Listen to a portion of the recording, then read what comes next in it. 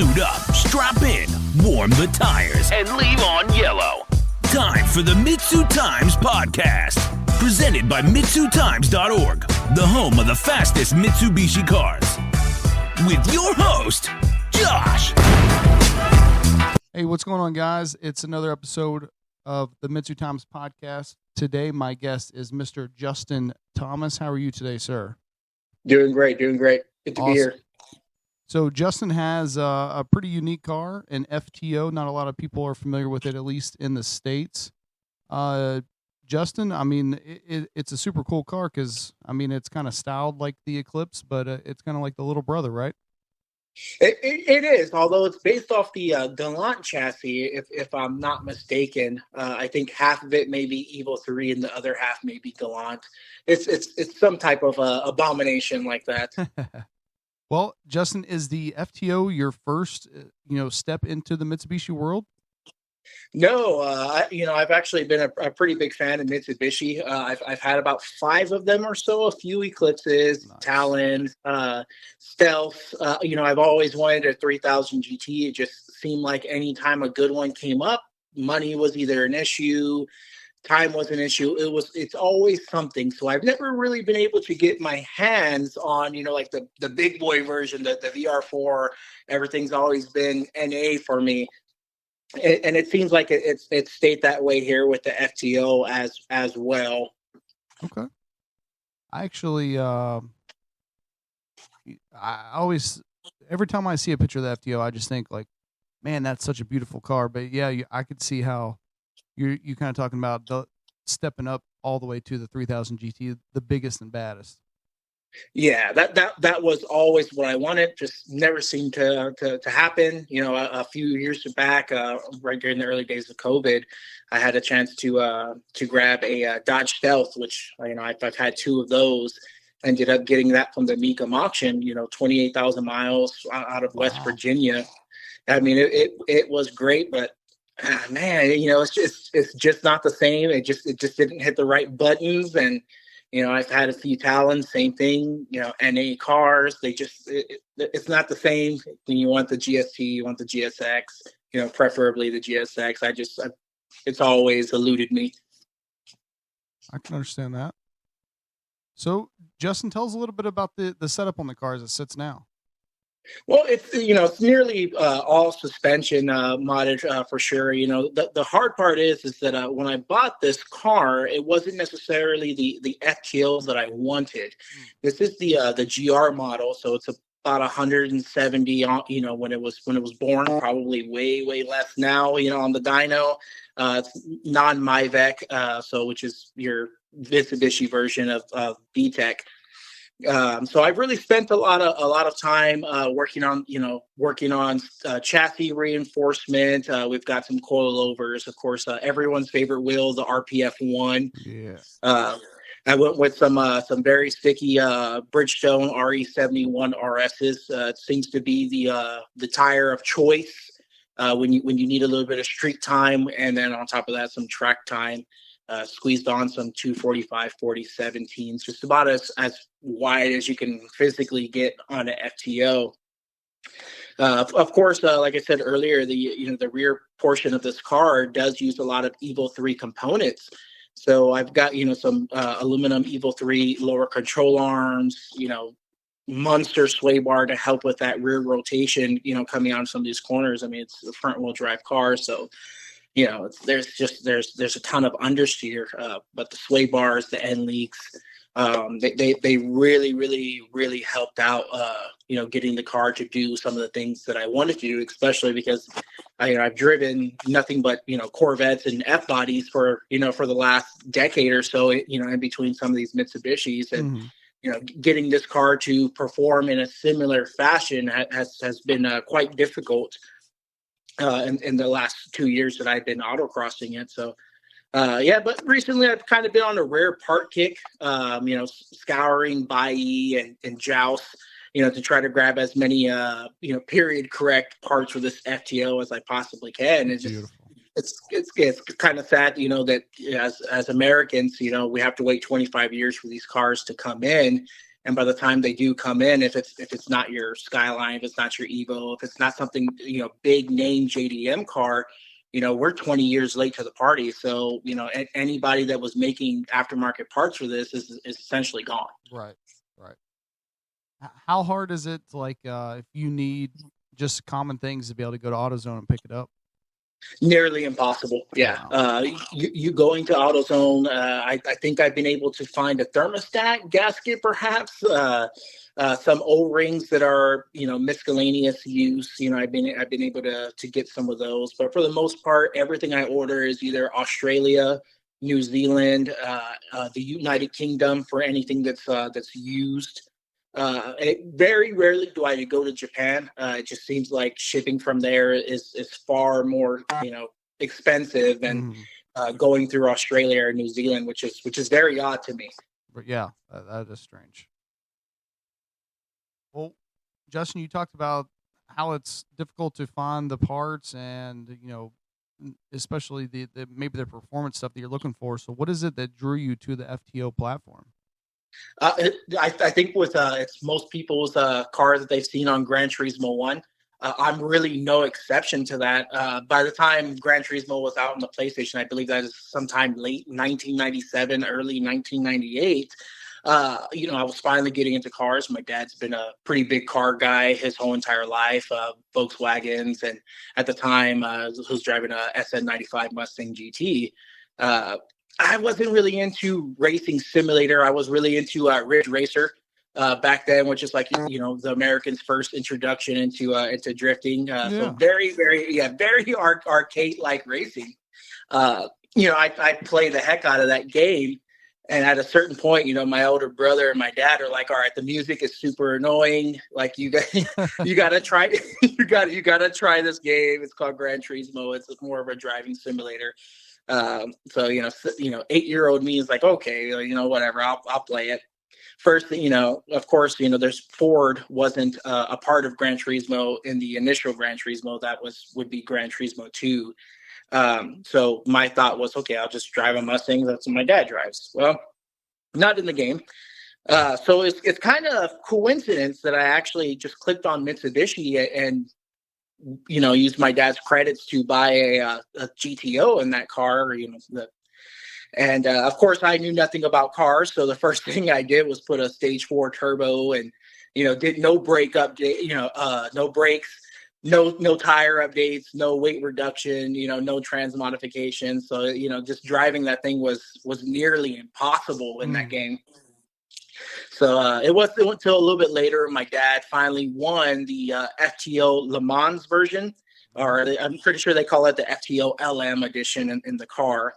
So that's an interesting, story behind that, because Kazunori Yamauchi, who's the developer of Gran Turismo, actually heard a rumor that they had intended to build a all-wheel drive FTO based off the Evo 4. Oh, so that that would have used the 4G63, the same all-wheel drive components.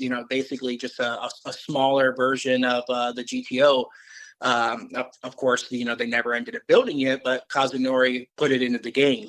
So the thing is, it handles great. It's, the perfect car for a beginner. And that's really when it started. I was immediately hooked on that car, just because it made me feel like I was an actual good driver. So anytime a Gran Turismo came out, that was, if I could get the FTO, whether it was the GR or the GP version R or that FTO LM car, that's exactly what I did. And I knew I always wanted to get one of these whenever I could.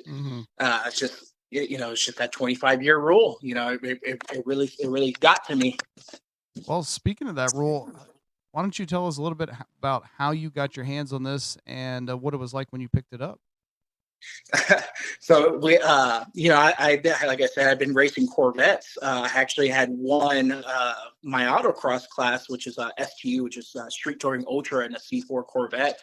And I had been driving, I've had a C4 since probably 2010-ish, all the way on. A few here and there. So after I had won the class, I had a battle with another driver, a far more experienced driver than I am, and he had a BMW 335i. I'm pretty sure those are all-wheel drive twin turbo cars. So the year after I won, I mean, he took me to town, man. I mean, he was beating the crap out of me. So I said, at the end of the year, I think I'm done with the rear wheel drive. I said, let's try to grab a GSX, TSI all wheel drive. I even looked at a few Evo 10s. So I did what any guy would do, right? Get on Facebook Marketplace and type in Mitsubishi and see what comes up. Right. I couldn't find anything here in South Texas. So I expanded that to that 250-mile radius. Moved it over to Las Vegas so that way I could get everything in Arizona, everything in California, or at least a large portion of that. Typed in Mitsubishi, and first thing that came up, Mitsubishi FTO GR. It ended up being the car that I would eventually buy.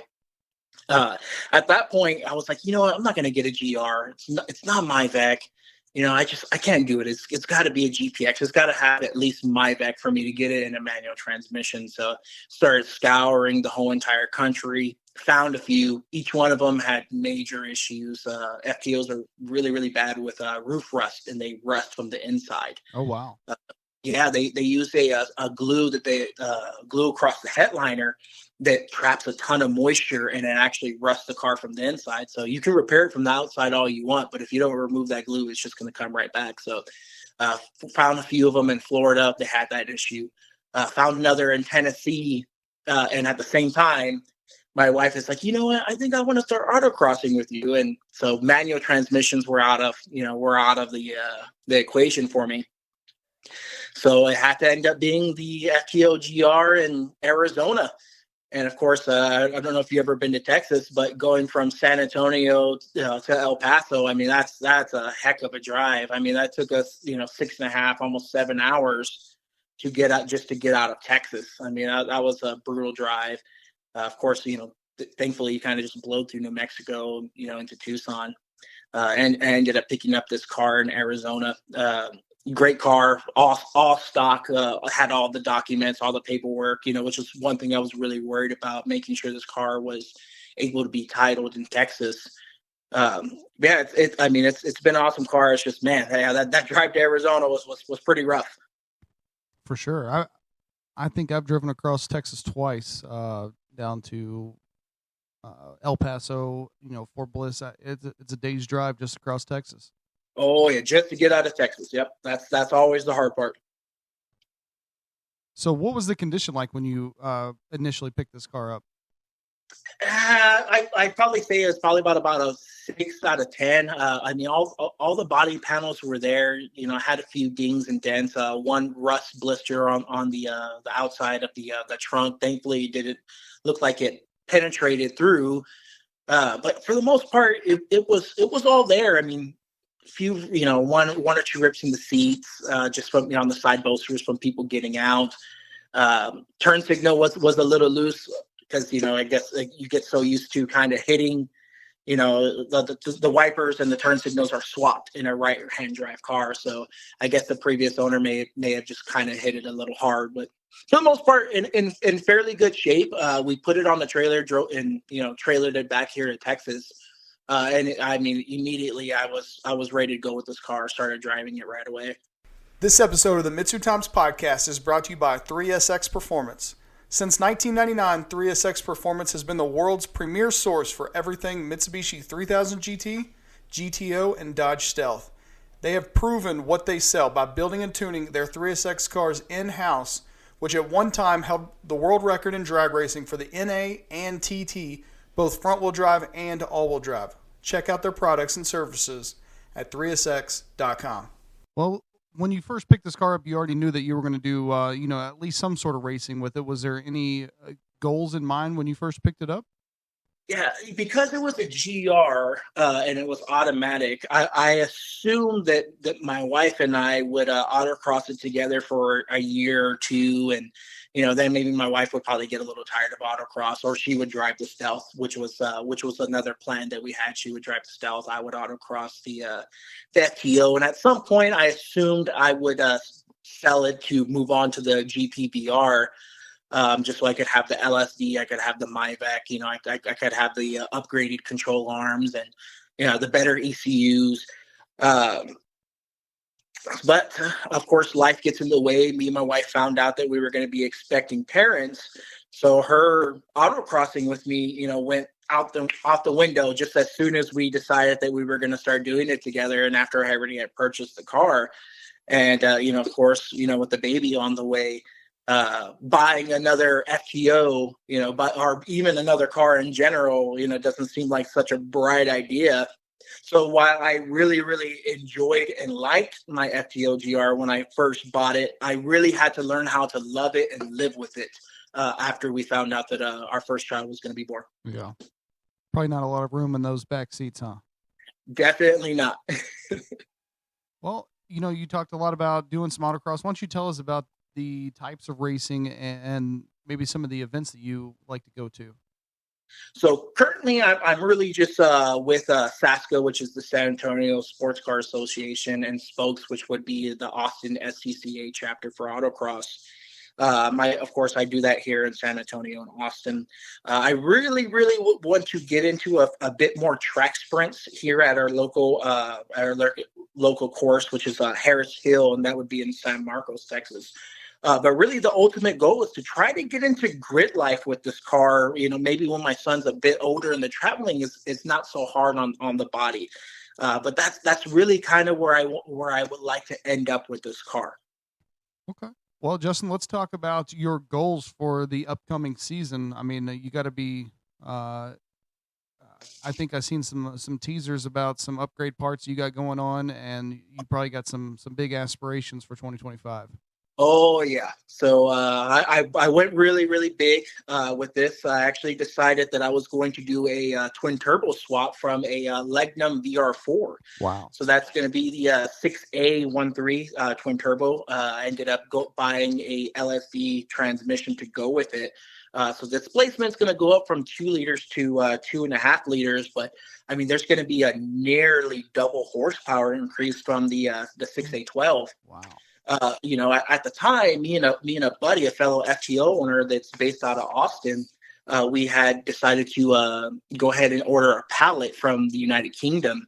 I ended up buying my manual swap from this gentleman and another guy. We ended up buying windshield, so we just had it all shipped from the United Kingdom. Well, the guy ended up, having to move shops. He had this VR4 motor, he had the LSD trans, and he planned to swap it into his Evo 4 lookalike Mirage out there in the United Kingdom, but he didn't have a place to temporarily store it before he could, get into the car. So he offered that up for sale. And, at this point, we were like, dang it, like, why didn't you tell me you had an LSD trans? I would have just bought that one off you instead. And, he was just like, it was never my intention to sell both of them. So, we came together and decided, let's go ahead and buy this engine trans combo. We ended up coming with the Evo 5 steering rack, all the harness and the miscellaneous bits and pieces.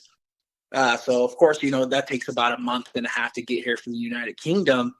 And while I'm updating the timing belt system, which is as big of a pain as it is on the 3000 GTs, I ended up going over some of the turbos, and I found, the turbo inlet actually had a nasty crack in it.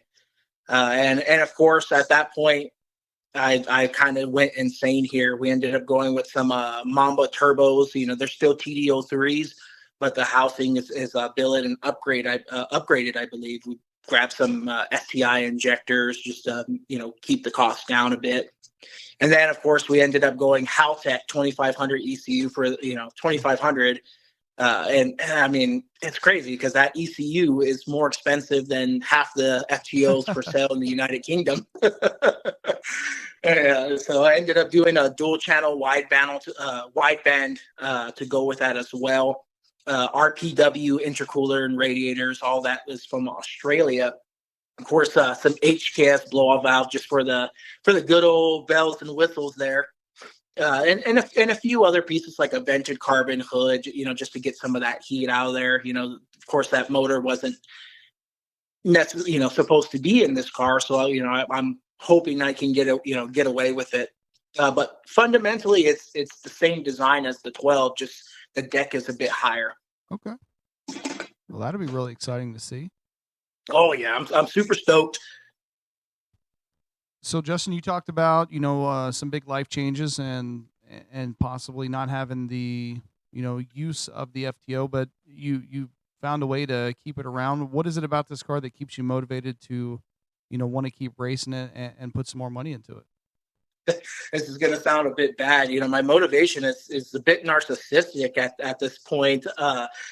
This swap isn't something that's brand new. It tends to be done in Australia quite a bit by some of those FTO guys. And I think there might have been one or two in the United Kingdom a few years back. It's just kind of hard to tell with the way these cars rust in the United Kingdom. But really, I really want to do this swap just because it would be the only FTO in the whole entire Western Hemisphere that we know of course, that would have this swap. There are a few guys that are taking on the all-wheel drive 4G63 swaps. But to be honest, yeah, my motivation is purely narcissistic. I want to have the fastest, the most interesting FTO here, in the United States.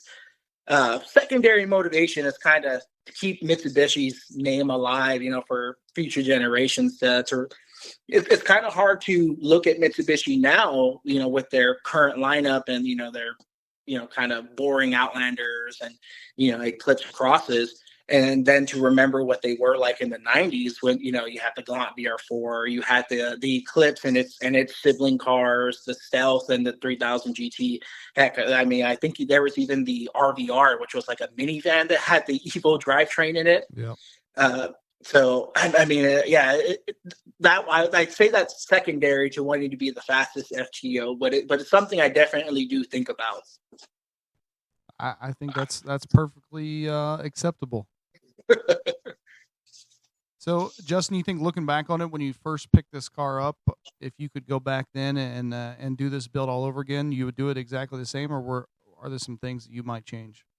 I would absolutely not do this.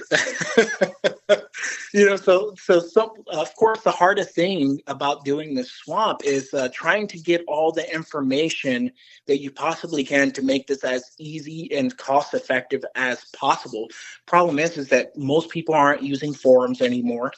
Even though you're able to access some of these forums, most of the posts tend to be 15, 20 years old. A lot of owners have moved on. So, getting into contact with these people, even if I wasn't on the opposite side of the planet, is really, really hard. And some of the people that you are able to get in touch with, particularly in Australia and New Zealand, they tend not to be the easiest people to talk to, especially for years after they've heard, like silly questions like, hey, what oil should I use in my FTO? So yeah, if I could restart this whole entire project, I think one, I would try to follow my original plan, which would have been to enjoy it for a bit and sell it, and then just get right into the GPVR car. Yeah. And then maybe do a single turbo on 7 or 8 PSI and call it a day. Just enjoy it like that. Yeah. I think at this point I've gone so far down the rabbit hole. It's just I try not to add the cost of these things together, and I try my best to keep some of these receipts out of my wife's hands. Keep her away from seeing all the credit card statement. Oh, ain't that the truth? So speaking of all these upgrades and money going into it, are there any long-term goals that you have in mind with this car? Well, at this point, I know I still want that GPVR. So at a certain point, I'm gonna put this car down, and I'm probably just gonna go ham on it. Just gonna go ahead and go fully built motor, built trans, and of course all of that with the intention of running in grid life. Sadly, I'm not sure how long the aftermarket support is still going to be around for these cars. Like I said earlier, that us Americans, we really got shafted with that 25-year rule, especially for these second tier JDM cars. Right now, the aftermarket support for the FTO is kind of on life support. Everything I buy is essentially secondhand from, parts breakers in the United Kingdom. Some parts I've gotten from New Zealand from Project VR4. The one shop that I know for sure that is still doing stuff is RPW. And that's because they really service mostly the Gallants and, the Evos. So the FTO kind of gets by a bit. I'm hoping that, they stay in business, and I'm able to get around to, breaking the car down and, ordering some of these parts and just going crazy on it, and hopefully I'll be competitive, in grid life, and, make, put Mitsubishi back on the map a bit with, one of their older, maybe less known cars. For sure. I think that would be what would be most exciting, is to see a car, in grid life or in one of the grid life photos, and people go, what the heck is that? Yeah. Oh yeah. Yeah. I get some people to look at it like, is that a Supra? I'm like, yeah, I don't know if I go that far, but it's like a Supra Eclipse baby. Yeah, it's a really weird car, because those front headlights, they do resemble the Supra a bit, and then of course you see the big old wang in the back, and you're like, that's so reminiscent of the Eclipse. Yeah. Well, Justin, I'm sure there's somebody out there either looking at an FTO or maybe just picked the FTO up. What advice would you give them for their build? I think my advice to anyone that is looking to buy an FTO is, I would say probably buy an FTO because you actually love it, and not just because it's that right-hand drive, JDM is life, kind of car. I think when you initially get into the FTO and you're excited because it's right-hand drive, it's something that most people aren't seeing, but then you slowly start to kind of realize, like, hey, there's no turbo noises. Like, hey, wait a minute, this car is front-wheel drive. Like, and then on top of that, the Honda Civic and the, Integra Type R do the front wheel drive thing better than the FTO does. It just seems like a lot of people that have bought the FTOs so far are people that have Evos already, that have RX-7s, that are driving Supras, mm-hmm. and, they're enjoying it for a second, and then they're looking back and like, man, what? This car is really not as, maybe it's one of those don't meet your hero type things. Yeah, I remember an episode of Top Gear where Jeremy Clarkson had drove the FTO, and I think he said something very similar. One of those don't meet your hero. Yeah. If there was an American car, if there was a car I could really compare it to, is I would probably say it's very close to a lighter third gen V6 Eclipse. Okay. I mean, it's got about 400, 500 pounds less than that Eclipse, so it makes for a bit of a better driving experience. But for the most part, half the GPXs don't have LSDs, and most people aren't sliding out Quaifs and Cusco LSDs into their transes anyway. So yeah, it can be as fun as it is. As much as I love the car. I mean, there's a reason why I'm doing this, this crazy swap. There's a reason why other guys on the FTO Club of America are doing the all-wheel drive and the Evo drivetrain swap. It's because the driving experience is a bit of a letdown when you think of some of those hero JDM cars. Mm-hmm. That's fair. Well, Justin, you got some big updates coming, and I'm sure you have some dates on the calendar circled for some events in 2025. You want to tell us what events we can come out and possibly see you in action in 2025? Yeah, since my son's still pretty young, I typically stay a bit local. So I mean, if anyone's out in the greater San Antonio and Austin area, you can definitely see me and the Saska and the Spokes guys going at it. Once or twice a month on a Saturday. Go ahead, if you have a right-hand drive car and it's less than 2,500 pounds, come on down, because XB class is waiting for you. And this is my first year in XB completely. I also swept the podium, so I'm looking for a bit more competition this year. And maybe one of you guys will come out and give me a run for my money. First beer and some Pluckers wings are on me. That's all I need to coax me to it. Well, Justin, where can people find and follow you on social media? Maybe somebody out there is going, man, what the heck does this FTO look like? Yeah, I'm on Facebook. You can definitely find me in the FTO Owners of America Facebook group page. I'm also on Instagram every now and then at GR Thomas 37.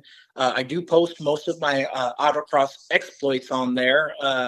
Camera's not all that great, so forgive me if you guys get a little bit of motion sickness. I do have a YouTube page also under GR Thomas where I'm considering, documenting the swap.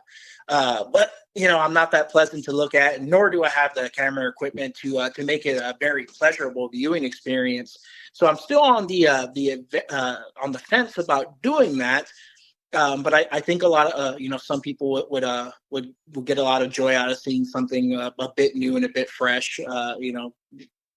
Car builds are pretty big on YouTube. I don't intend to make that a career, obviously, but I'm pretty sure some people would really get a kick out of seeing the whole entire swap process and some of the things that I have in store for the FTO. For sure, I think just a kind of a once over of the 6A13 would even be a cool video. Oh yeah, I agree. I'll figure something out. It's just, I may not be the greatest person to stick in front of a camera, I think. I'm sure we'll manage. Well, Justin, at the end, I always give people a chance to give a thanks or a shout out to anybody who's helped them out along the way, help get their car where it is. Is there anybody that you want to give a thanks or a shout out to? Yeah, there's actually a few people. I got to give a big shout out to my fellow FTO fanatic here in Austin, Texas, Lawrence.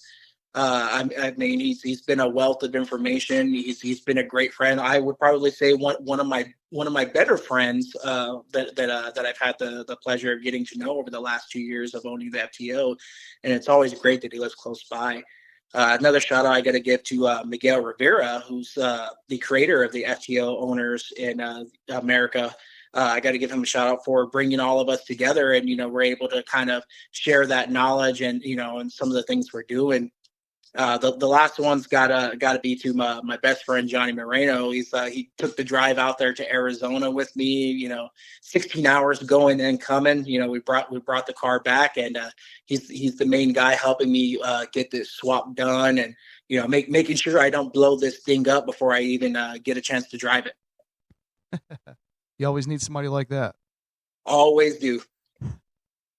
All right. Well, Justin, I want to say thank you so much for coming on here and telling your story, telling the story of your FTO. I know a lot of people are going to get a kick out of seeing this thing. So thank you so much. Not a problem. It was my pleasure. I'm glad we got to do this. Absolutely. Well, I can't wait to see it in action, and I hope to talk to you soon. Will do, brother. Likewise. Later. Thank you for listening to the MitsuTimes podcast. Check out our Instagram and Facebook for daily updates. Get added to our list by going to MitsuTimes.org and clicking Submit a Slip. Thank you to all of our sponsors.